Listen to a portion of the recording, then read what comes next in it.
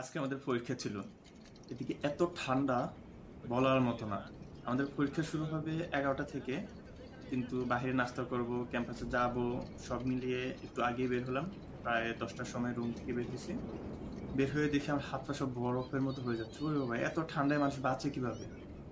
ভাই, আমার একটাই প্রশ্ন, এই শীতে মানুষ কম্বল গায়ে দিয়ে শুয়ে থাকবে, তা না করে এই শীতের মাঝে পরীক্ষা দিতে হবে কেন? আমি বুঝলাম না কিছু। এই শীতের মাঝে পরীক্ষা না দিলে কি নাই হয়? যাই হোক, পরীক্ষা শেষ হলো। পরীক্ষা শেষ করে হল থেকে বের হয়ে দুই বন্ধু মিলে ভাবলাম যে একটু নদীর পাড় থেকে ঘুরে আসি, দেখি ওখানে ঠান্ডা কেমন, ওখানে আবহাওয়া কেমন।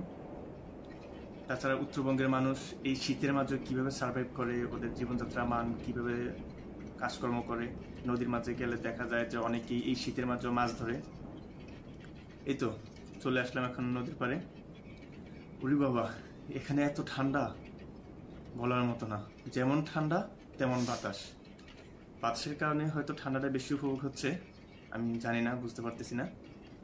আচ্ছা, অনেক তো বকবক করলাম, এবার একটু ঘোরা যাক। চলেন আমরা শীতের মাঝে ঘুরি, আর আপনারা কম্বল গায়ে দিয়ে ঘোরা শেষ করেন।